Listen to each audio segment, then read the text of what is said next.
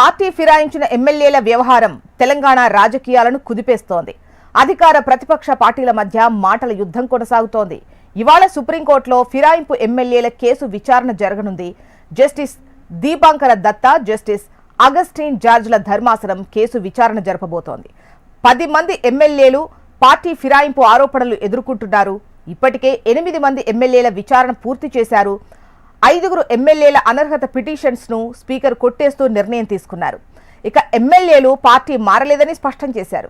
ఎమ్మెల్యేలు అరికపూడి గాంధీ, తెల్లం వెంకట్రావు, బండ్ల కృష్ణమోహన్ రెడ్డి, గూడెం మహిపాల్ రెడ్డి, ప్రకాష్ గౌడ్లపై అనర్హత వేటు వేయడానికి నిరాకరించారు.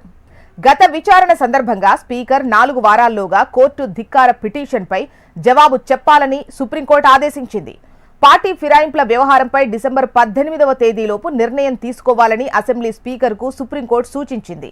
స్టాండింగ్ కౌన్సిల్ ద్వారా స్పీకర్కు నోటీసులు పంపింది. ఎమ్మెల్యేల అనర్హతపై నిర్ణయం తీసుకుంటారా, తాము తీసుకోవాలా అంటూ కోర్టు ప్రశ్నించింది. ఎమ్మెల్యేల పార్టీ ఫిరాయింపు వ్యవహారంలో కోర్టు ధిక్కార పిటిషన్పై సుప్రీంకోర్టు తెలంగాణ స్పీకర్ గడ్డం ప్రసాద్కు నోటీసులు జారీ చేసింది.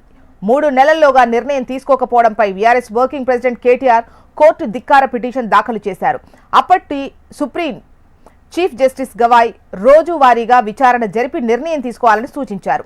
4 వారాల్లో విచారణ పూర్తి చేస్తామని స్పీకర్ తరపు న్యాయవాదులు అభిషేక్ సింగ్, ముకుల్ రోహత్గి ప్రకటించారు. 8 మంది ఎమ్మెల్యేలకు సంబంధించి స్పీకర్ విచారణ పూర్తి చేసి 5 ఎమ్మెల్యేలు పార్టీ మారలేదని స్పష్టం చేశారు. దానం నాగేందర్, కడియం శ్రీహరిపై దాఖలైన పిటిషన్స్ పై విచారణ పూర్తి చేయలేదు.